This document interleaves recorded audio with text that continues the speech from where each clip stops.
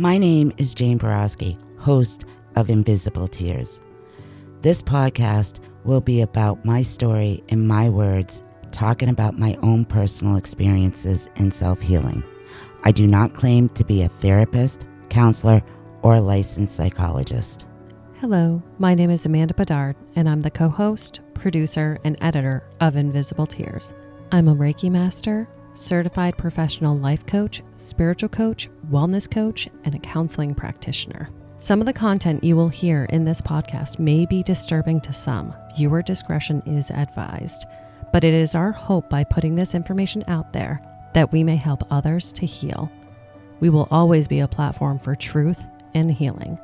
This is Invisible Tears.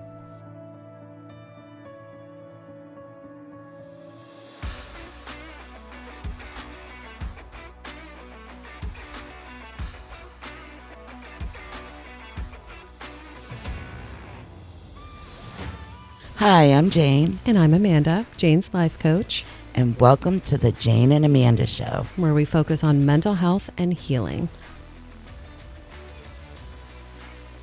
Hello, welcome to Invisible Tears. I'm Jane, host of Invisible Tears, and I'm here with my co-host, Amanda. Hi, Amanda. Hi, Jane. How you doing today? I'm doing well. I'm also here with my daughter, Jessica. Hi, Jess. Hey. And we are also graced with the presence of my daughter, Aubriana. Aubriana, how you doing today? I'm doing good. Good.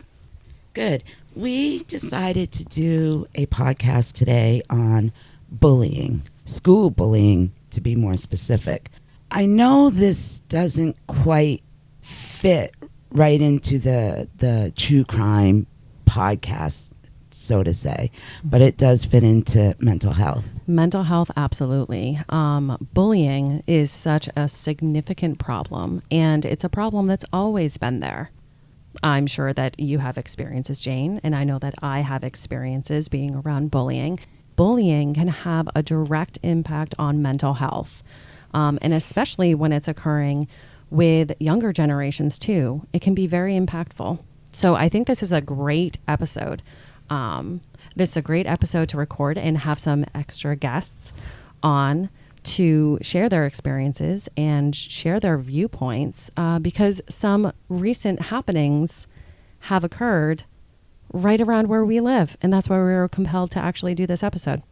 Exactly. We had a incident in my town last week.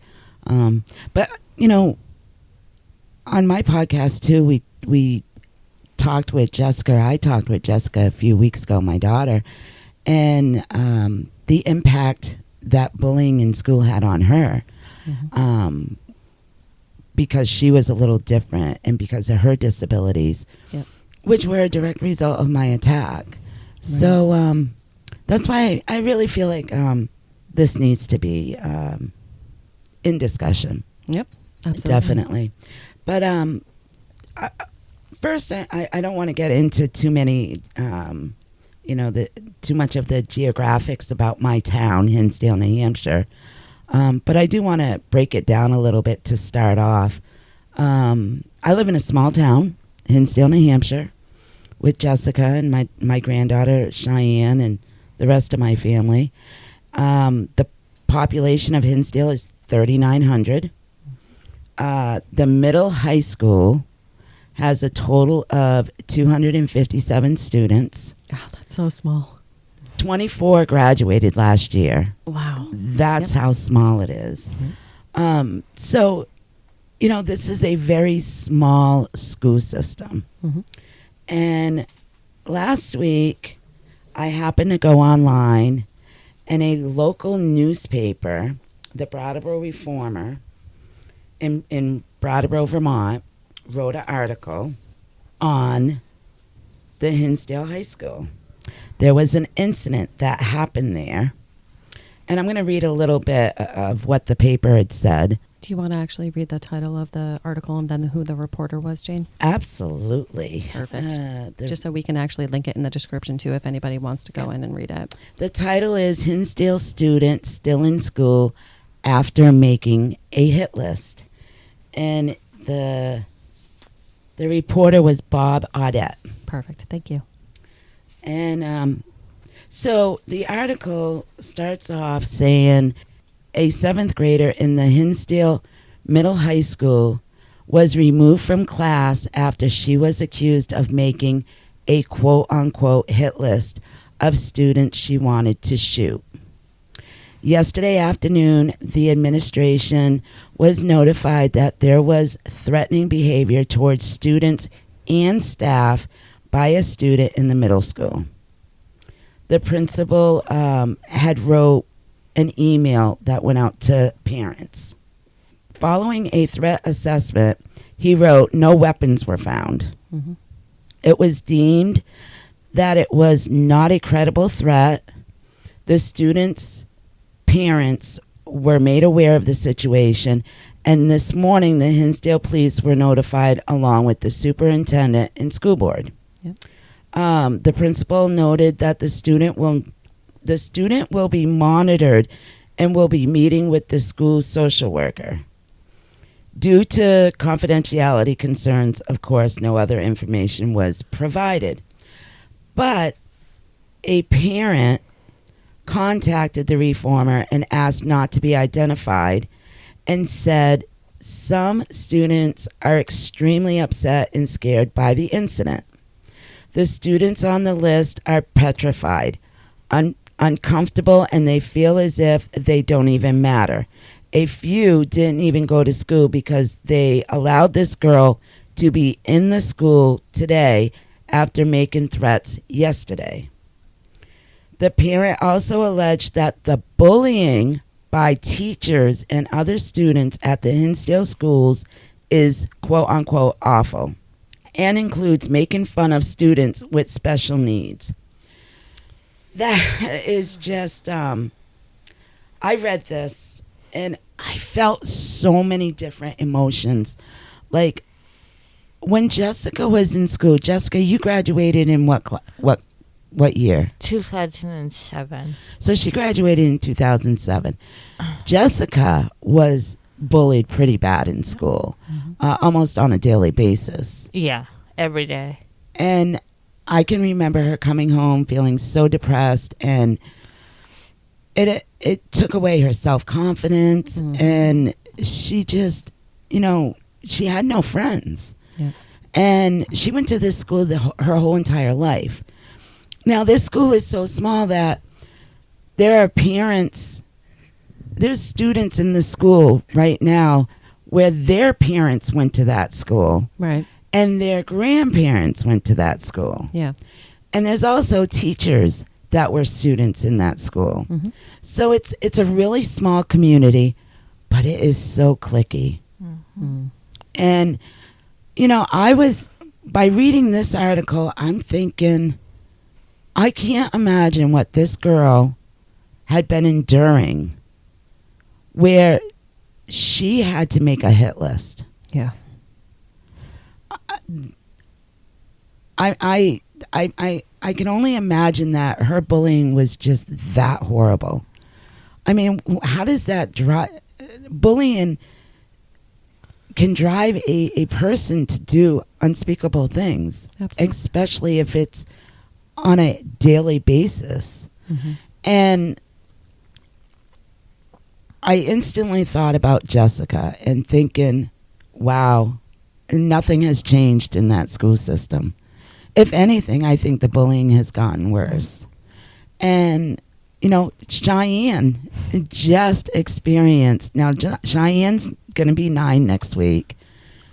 She had soccer practice or a soccer game last night, and she just experienced bullying at her game by her own team member. Yep. This is 2nd and 3rd grade soccer. It's not like they were at, in the state finals or anything like that. Even that's not okay. Mm-mm. But it's 2nd and 3rd grade soccer, and the student was saying she shouldn't be on the team because she's not good enough. Yeah. And it's the bullying to even be in the elementary school. Yeah. is just crazy. It just blows my mind that as a society, and after all these years that this has been going on in the schools, that there's no resolution to this. Right. It's, I get so sick and tired. Unless you have experienced bullying in the school, or your child has experienced bullying in the school, you have no idea what it's like. Right. And for people to say, oh, bullying happens in school, kids bully, it's a way of life. It's a way of life, It's deal so with it. That infuriates me so much because Jessica's been out of school since 2007 and it's still with her. Right. Yeah. The bullying in school is still with you. Yeah. When Shy got bullied last night, it brought every emotion back. It was a flashback. It was. It all came back. Even today, I'm like, oh. And I just don't think people realize this. Yeah. It's like, I feel as a community, we need to start finding a solution to this. Whether your children or your child goes to school or your child is bullied or not, we need to find a solution to this. Yeah. It's just infuriating to me. And these students that are bullied, all they want to do is go to school and get an education. Right. Why must they have to endure this on a daily basis? Why?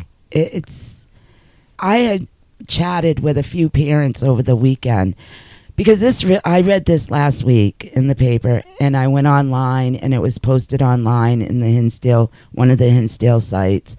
And some of the comments I was reading was just crazy. Like, these people, instead of addressing, like, for example, me, if my child was on that hit list, the first thing I would ask is, why are you on that hit list? Yep. Had you been bullying this child? Mm-hmm. Why are you on that hit list?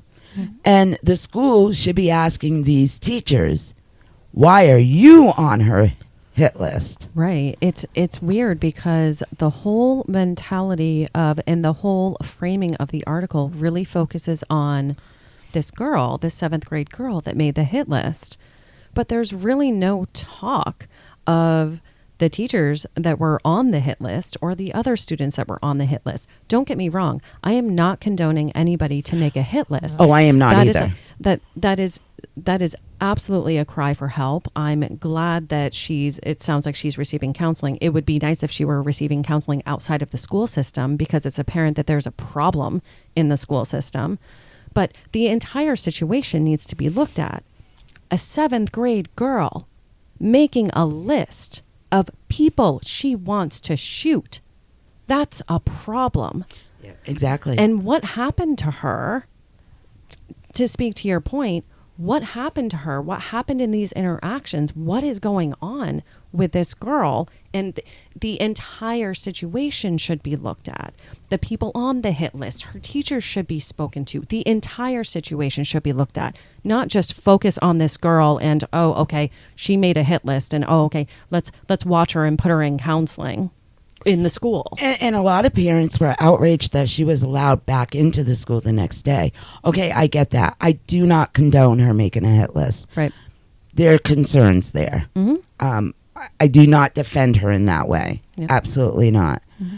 But why aren't we talking about the sole reason why she made this hit list? The root cause. The root cause. And, I've talked to or chatted online with a few parents in Hinsdale over the weekend about different things with this situation. And I've discovered that there are students that are bullied so bad in that middle high school that are depressed and on medication. There's been students that are suicidal. Mm-hmm.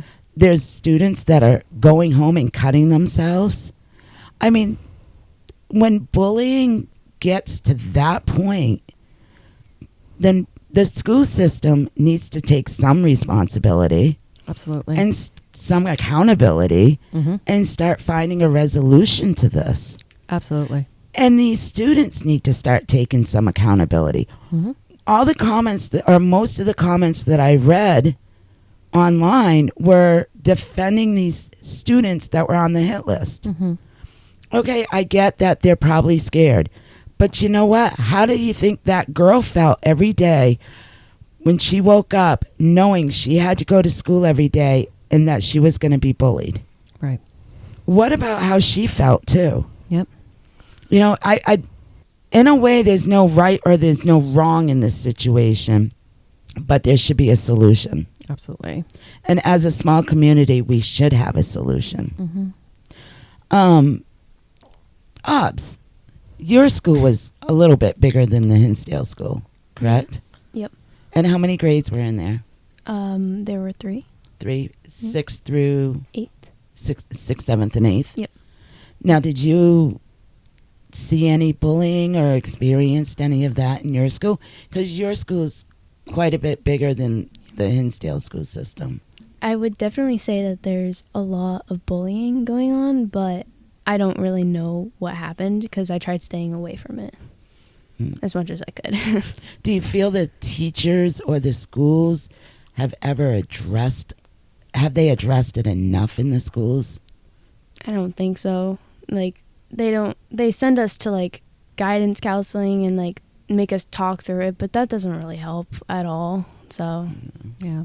And just to put it into perspective too, so the school that Aubriana is talking about is Keene Middle School. And so when you were talking about how small the Hinsdale school was, and I was like, wow, that's small. So I personally went to the Keene Middle School public schools as well. So Aubriana's Keene Middle School, I'm trying to put it into perspective. With those 3 grades, it would probably be about 700 kids in that school, just for those 3 grades.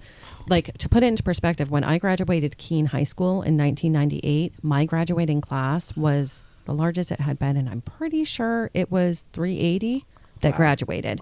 So I can personally speak from experience, way back in the day. Like you were talking about the cliques. Very, very, very cliquey with that amount of kids in the school. Jessica, did you see other students being bullied when you were in school? There was me and maybe 2 others. Or Did they more. have disabilities? Yes. See, I found that too, Yeah. talking to parents over the weekend, that a majority of the students that were being bullied did have disabilities. Yep. Oh, that pisses me off to no end. Did you notice that too in your school? Obs? yeah, it's more like learning disabilities than like actual disabilities. Yep. Mm-hmm. So, Jess, getting back to the bullying in Hinsdale, do you think it's gotten worse? Oh, yeah. Yep. For it to be in the elementary, no need Yeah. at this age. Nope. Where do these kids pick up the bullying from? I mean, what makes them want to bully other students? Social media.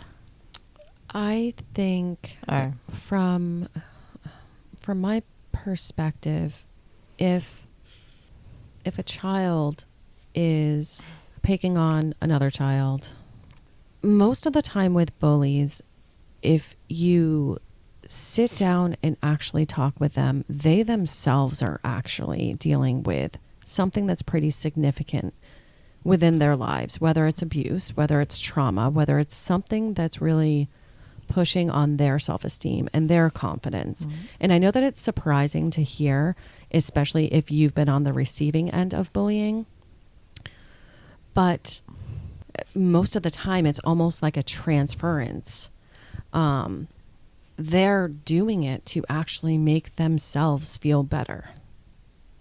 Empowering themselves. Yes.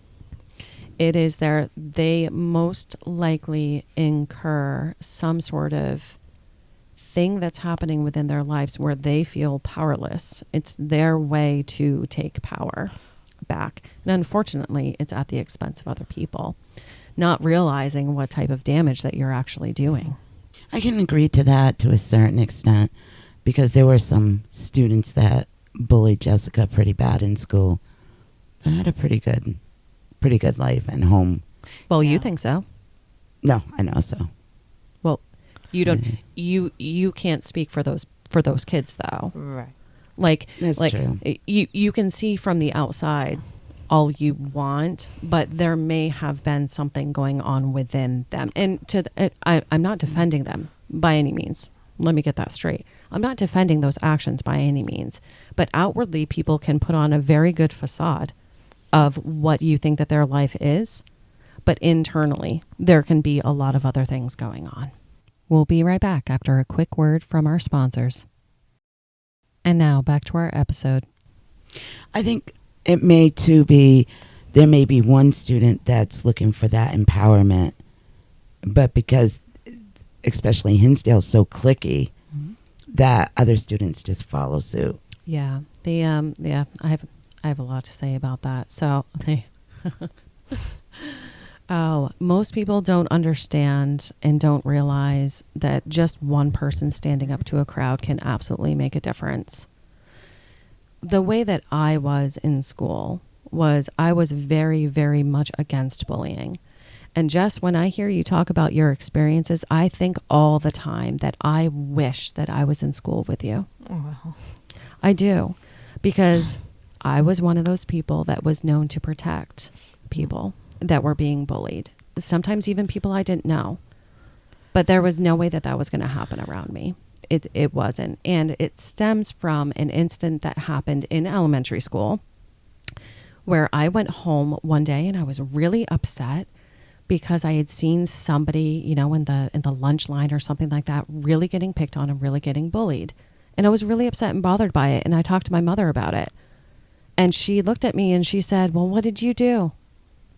And I was like, "Nothing." And she was like, "Well, you're just as bad as the bullies then." And I was like, "No, I didn't do anything to this person." And she was like, "No, you stood by and you did nothing." And so from that moment on, even if it wasn't the cool thing to do, even if I was standing up against my friends, I just never allowed that to happen around me. Yeah, I never had that. I had everybody laughing. Yeah. I'm so sorry. I'm so sorry that you dealt with that. Thanks. I think if more people realize the impact that bullying could have on someone and try and actually teach their children about the long lasting impacts, and that, you can stand up for people and you can protect people. And many times, even in a crowd, if one person just steps in and is like, "What are you doing? This is so wrong. You're being so cruel." Yeah. The crowd will stop because it's no longer, everybody just following suit. It's no longer the cool thing to do. Exactly. "Oh, wait a minute. I'm not being cool doing this." Like, no, you're not. You're being an asshole. And you're really hurting this person. Yeah. And what does that make you? Stop. There's no reason. I totally get that. There's no reason. Another thing that was brought up to my attention was a lot of these parents that are that have their child is being bullied in the middle high school right now. They have gone to the school system so many times. Some of these students are being bullied by teachers. I guess there's a couple of specific teachers up there that are bullying students with handicaps, students that have learning disabilities. And when the student goes to somebody higher up to say something about these teachers, the bullying worsens. Of course. And I've heard that several times, that has happened several times. So it's like, to me, teachers are supposed to be role models. Mm-hmm. They're supposed to protect our students. They're supposed to teach students, to a certain extent, what is acceptable and what isn't acceptable in school. Right. And so if a student cannot go to a teacher or feel like they can't go to a teacher to talk about how much they're being bullied, what does a student do? Yeah. Exactly. You know, our teachers are supposed to not only physically, but to me, mentally, they're supposed to be protecting our children, Yeah. our students. And, you know, they're supposed to recognize if a student is being abused at home. They're supposed to be able, they have workshops for these. Mm-hmm. These teachers are supposed to be going to these workshops. So if a child is, you know, abused at home, they're supposed to recognize it. If a child goes to them about abuse at home, they're supposed to know what to do about it, Yeah. what they're supposed to do. When a child goes to them, they're supposed to know, you know, with the workshops, they're supposed to recognize if a child is suicidal or, you know, dealing with any kind of mental illness. Most of the time, they're supposed to recognize this. Mm-hmm. And in Hinsdale, it seems to be so ignored. Yeah. You know, one of the things I also looked up that I found quite eye-opening, and I think this has a lot to do with bullying in the Hinsdale High and Middle School. Mm-hmm. I looked up how we rated in the state with testing. Mm-hmm. And, like, for instance, math proficiency. State average is 48%. Hinsdale is 19%. Reading proficiency. State average is 56%. Hinsdale's 49%. And the student ratio for Hinsdale is 7 students per 1 teacher, Wow. which I think is a pretty good ratio. Yep. So I often, after I was looking at these numbers, I'm thinking, these students that are being bullied, how can they possibly function in a classroom All right. the way that they should be? Yeah. And these numbers really show me that maybe the bullying is that bad in that high and middle school that it's starting to affect the education of the children, of the students. Yep. And I can't see why it wouldn't. I mean, it affected Jessica. Yeah. She was bullied so much that you were completely consumed by the bullying and really couldn't go to class. I couldn't concentrate. They had to take me out, go to the library, or yeah. So because you couldn't concentrate in class because you were being bullied so much, they removed you. Yep. They didn't remove the kids or Nope. reprimand the kids that were doing it. They removed you. Yep. And when she was being bullied, I mean, I knew about some of it when she was in school. I didn't know about the extent of it until way after she graduated, when she finally started opening up to me about a few things. But when she was coming to me and letting me know that she was being bullied about stuff, I went to the school. Mm-hmm. Like, a lot of these parents right now are going to the school about their child being bullied, and the school doesn't want to do anything about it. They're acting as if it's not their problem. And I mean, I don't know if maybe they don't have a resolution to the problem, or they just don't want to find a resolution to the problem. Yeah. But I mean, when do we start holding the school accountable? We send our children to school to learn, to gain social skills, not to be bullied every day, not to be unsafe, not to be mentally abused. Because I'm sorry, when a child is being bullied in school, that is mental abuse.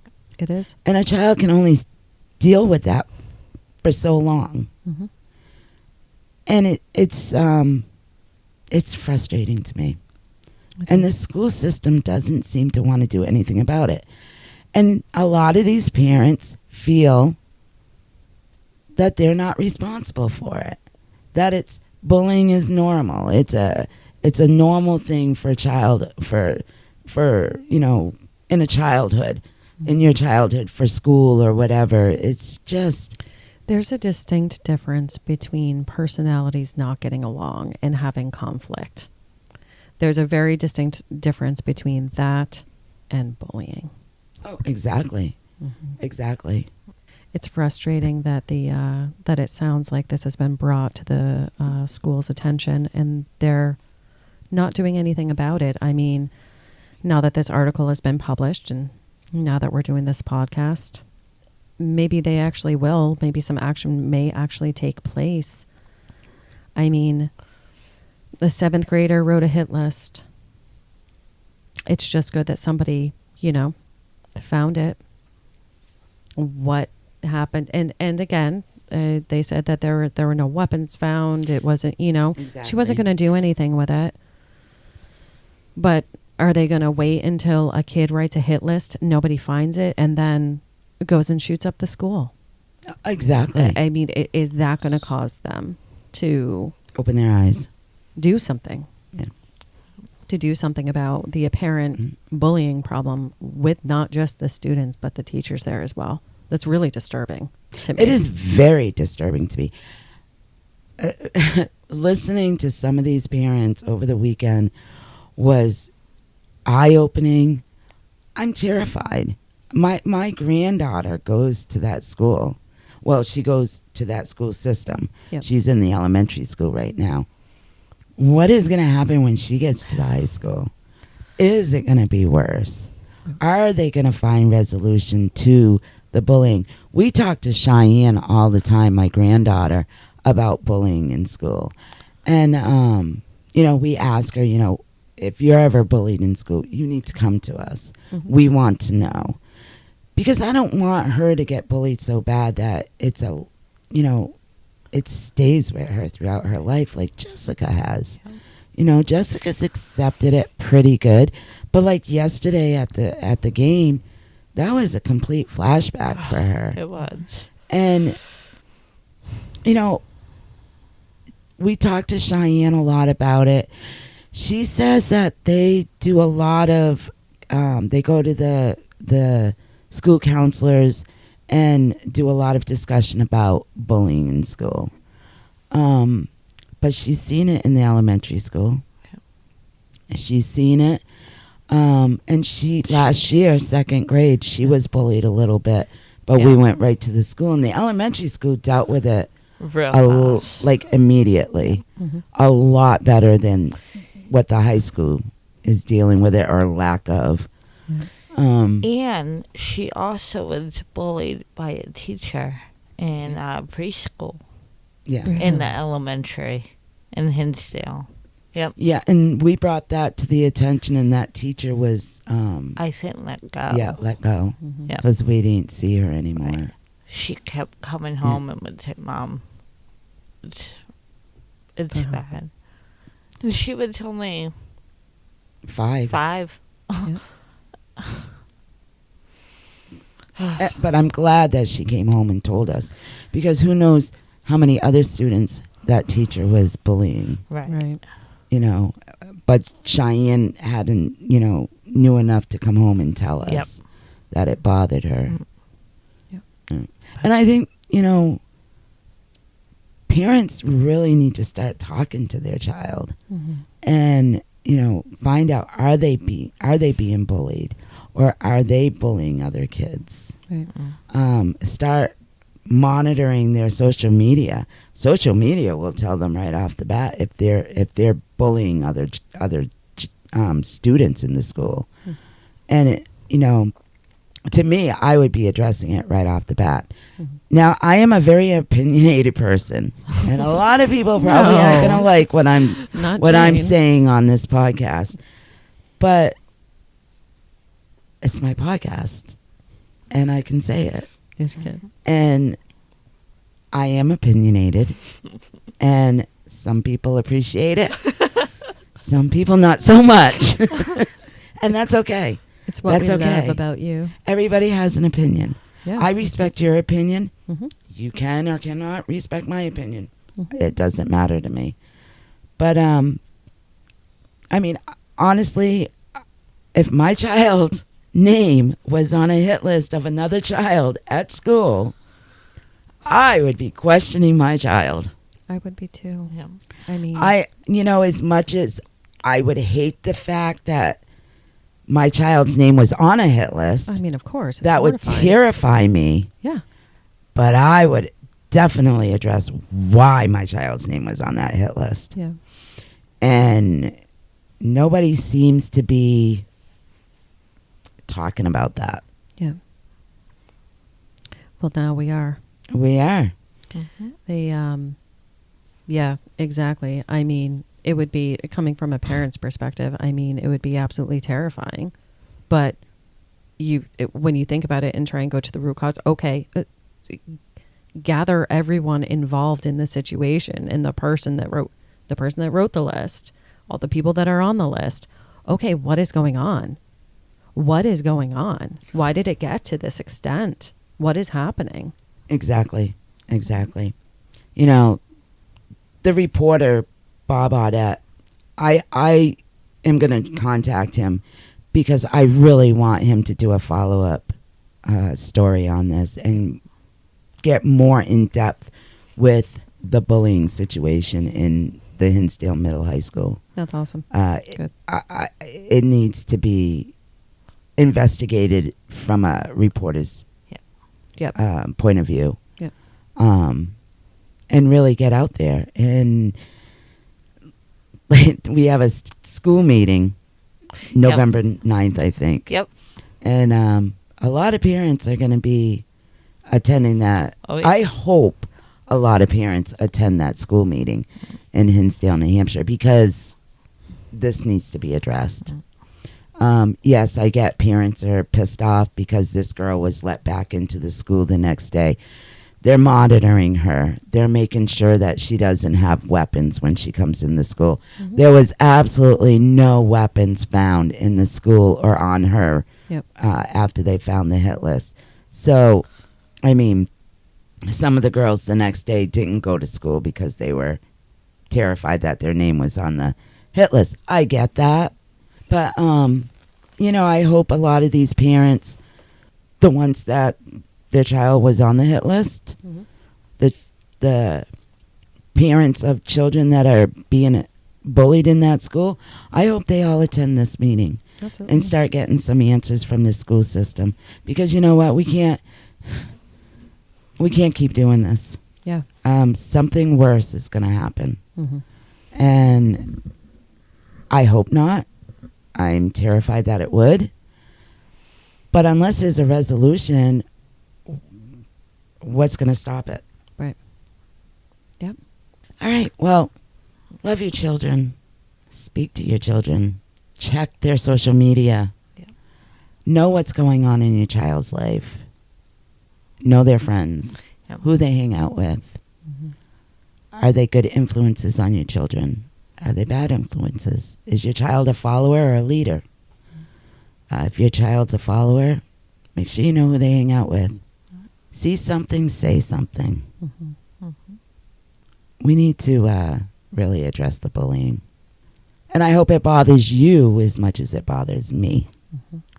Absolutely. Because it should bother every single parent, Mm-hmm. child, aunt, uncle, you name it. Everybody, every teacher. This should bother everybody. But as a community, we should be getting together and finding a solution. Absolutely. I think that's the only way that it will get better. I do too. Thank you, Jessica. Yep. Thank you, Hobbs. Thank you all so much for listening to this episode of Invisible Tears. Make sure you subscribe to our podcast to hear all future episodes. Follow us on Facebook and Instagram. We also have a website, invisible-tears.com, where you can keep current with any events that may be happening with our podcast, read more about Jane and the team, and read more about all the Connecticut River Valley unsolved cases. If you are looking for everyday items, clothes, collectibles, or a gift for that special someone, you can support us further by checking out our retail store, the Frugal Marketplace. We can be found at thefrugalmarketplace.com or search for us on eBay and Poshmark. We hold an online claim sale on Facebook Live every Monday night at 7 p.m. where you can find our latest items for sales or items at a deep discount. If you're local to the area, please stop in and say hi. You can find us at 919 West Swansea Road in Swansea, New Hampshire. The links for our products can be found in our show notes. If you want to learn more about my wellness practice, Guided Path Wellness, head to guidedpathwellness.org. There you can read more about me and my certifications, more about the Reiki and coaching services I offer both in person and remote, and read all about my products for sale that I make through the practice. Feel free to utilize the Contact Us section on the website with any questions, or utilize that free 15-minute consultation booking button if you have any questions about what might work for you. Evil may exist in this world, but we will not let it win. See you next episode.